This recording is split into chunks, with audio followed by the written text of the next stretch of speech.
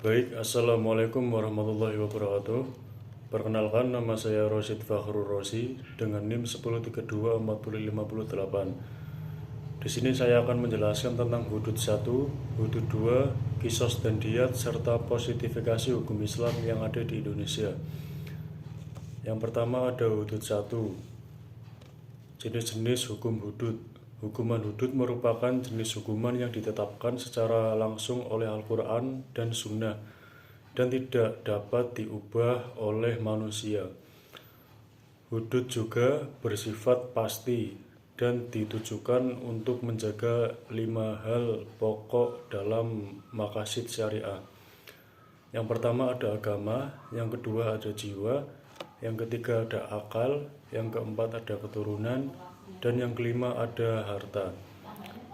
Jenis-jenis hudud antara lain, yang pertama ada zina, hukumannya rajam untuk yang sudah menikah atau 100 kali cambukan untuk yang belum menikah. Yang kedua ada perampokan, hukumannya bervariasi, ada potong tangan atau potong kaki, dibunuh, atau diasingkan. Yang ketiga ada meminum khamar atau minuman keras, hukumannya dicambuk 40-80 kali cambukan.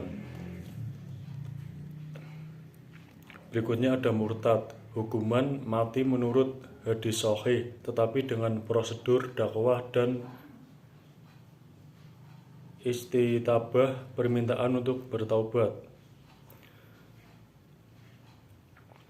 Yang selanjutnya ada hudud 2, syarat dan prinsip pelaksanaannya. Hudud memiliki syarat yang sangat ketat untuk pelaksanaannya, seperti harus ada 4 saksi dalam kasus zina, harus terbukti jelas dan pasti tanpa keraguan. Prinsip hudud, hukuman hudud harus dihindari jika ada keraguan sedikit pun. Pelaksanaan harus dalam kerangka keadilan dan perlindungan masyarakat, bukan balas dendam.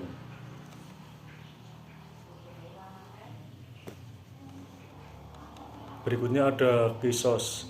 Kisos adalah hukuman pembalasan setimpal dalam kasus pembunuhan atau penganiayaan berat.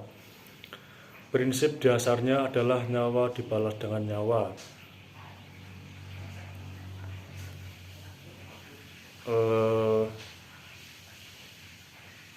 Namun kisos harus memenuhi syariat atau syarat-syarat.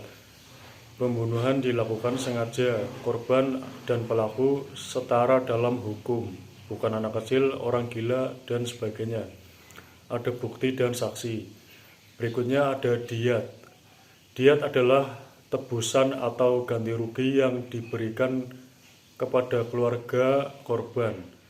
Jika pelaku tidak dijatuhi kisos, ini bisa terjadi jika yang pertama keluarga korban memaafkan pelaku, yang kedua pembunuhan terjadi tidak sengaja atau semi sengaja, yang ketiga besaran diat biasanya ditentukan berdasarkan kesepakatan atau adat.